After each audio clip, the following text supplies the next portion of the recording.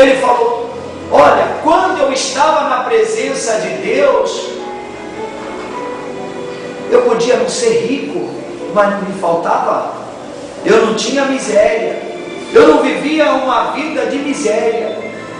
Mas pouco ou bastante eu tinha. Então ele lembrou: na casa do meu pai tem pão com fartura, e eu aqui morro de fome. No meio do chiqueiro do mundo, né? Ali fora, ali é necessidade, é fome. Então ele continuou ali naquela meditação, naquela reflexão do grande erro que ele fez na sua vida. Neste caso, como se fosse uma ovelha que se desgarrou, uma ovelha que abandonou o rebanho, uma ovelha que saiu da presença de Deus e foi parar lá na lama. Aí ele consigo mesmo disse, no versículo 18 desse capítulo 15 de Lucas: levantar-me-ei e irei ter com meu pai. Olha o arrependimento. E lhe direi: Pai, pequei contra o céu e diante de ti. Já não sou digno de ser chamado teu filho. Trata-me como um dos teus trabalhadores. E levantando-se, foi para o seu pai. Vinha ele ainda longe, quando seu pai o avistou, e compadecido dele, correndo, o abraçou e o beijou. Veja que aquele filho, ele se arrependeu. Ele falou: vou voltar para a casa de Deus. Eu vou voltar para a casa do meu pai. Ele pode falar, ele pode fazer, pode me corrigir. Eu mereço. Eu estava andando errado. Eu fiz o que não devia e nem deveria ter feito na minha vida. Mas eu vou voltar lá. E vou falar para ele: pai, porque muitas vezes uma ovelha, quando ela está dentro da igreja, dentro da casa de Deus, ela fica contendendo com Deus, brigando com Deus: dá o que é meu, eu quero isso, eu quero aquilo, eu quero casa, eu quero carro, eu quero fazenda, eu quero ser rico, eu quero ser isso. E quando ela recebe, muitas vezes, ela dá um tchau para Deus, dá um tchau para Jesus, passa a viver a vida dela do jeito que ela gosta lá fora de novo. Mas aquele filho que falou: olha, me dá o que é meu, dá o que é meu que eu vou cair fora. E assim muitos se afastam da casa de Deus, depois que recebe uma bênção, um trabalho, começa a trabalhar, traz a carteira de trabalho, a gente abençoa, ela começa a trabalhar, depois não começa mais a dar tempo para ela ir na igreja, porque ela tem que descansar, porque agora ela tem muita coisa para fazer. Então fica difícil para ela ir na casa de Deus. Quer dizer, Deus deu um trabalho para afastar ela dele? Não.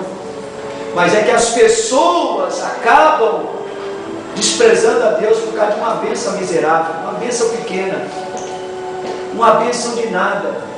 E ela acha que aquilo ali era a coisa mais importante que ela tinha que fazer, buscar na igreja, que era uma bênção para a sua vida material, para ela conquistar um salário, para ela gastar nos seus sonhos, nos seus desejos, nas suas vontades, dissipar os seus bens com supérfluo. Mas aquele homem, ele disse: eu vou chegar lá e já vou falar assim: já não sou digno de ser chamado teu filho. Eu vou voltar para a igreja humildemente. Humildemente eu vou colocar na tua presença. Eu não vou ficar pedindo mais nada, porque eu aprendi a lição. Já não sou digno de ser chamado teu filho. Trata-me como um dos teus trabalhadores. Não precisa mais me considerar como filho. Mas é como diz, a surpresa sempre vem, como diz nesse versículo 20: e levantando-se foi para o seu pai. Vinha ele ainda longe, quando seu pai o avistou. Veja que o pai avistou ele primeiro, e compadecido dele, correndo o abraçou e o beijou. Assim é o nosso Deus, assim é o nosso Pai. Quantas pessoas não estão afastadas de Deus? Quantas pessoas que um dia estiveram na presença de Deus e hoje estão vivendo uma vida de amargura, uma vida de tristeza, de dor, de angústia, até cheia de enfermidades, por ter abandonado Deus. Quando a pessoa ela sai da presença de Deus, ela, pelo desejo do seu coração, ela fala: eu vou voltar, eu vou sair, eu vou viver a minha vida lá fora. Tem alguém esperando ela lá fora. Quando ela sai com esse pensamento da presença de Deus, ele vai receber as boas-vindas daquele que está lá do lado de fora esperando ela, Satanás. E aí pode ter certeza que ele irá levá-la, como levou o filho pródigo ao lamaçal. Assim a vida de todo aquele que abandona Deus. Não tem como uma pessoa que abandona a Deus e ela vai viver bem ali fora. É mentira. Aquela pessoa que um dia esteve na presença de Deus e se afastou, ela pode fazer o que for lá fora, mas ela jamais vai esquecer dos benefícios que Deus fez na vida dela. Nunca, jamais. Aquilo sempre vai arder no coração dela. Mas o diabo, o pai da mentira, ele tenta colocar no coração de cada um de nós, de todos nós, que ali fora ainda é o melhor lugar para se morrer, para se viver, para acabar os dias na podridão, na imundícia. E aquele filho, então, diante do pai, como nós devemos também fazer, aquele filho veio e confessou. Arrependido, disse, no versículo 21 de Lucas 15, e o filho lhe disse: pai, pequei contra o céu e diante de ti. Ele falou: pai, eu cometi o maior pecado da minha vida, foi abandonar a ti e tudo aquilo que o Senhor tinha me dado, não dei valor. Quantos que não dão valor àquilo que Deus dá para ela? Saúde, alegria, paz, bênçãos materiais, e ela despreza a Deus. Quantos? Pequei contra o céu e diante de ti, já não sou digno de ser chamado teu filho. Olha só a grandeza do coração arrependido. Eu não sou digno nem de ser chamado teu filho.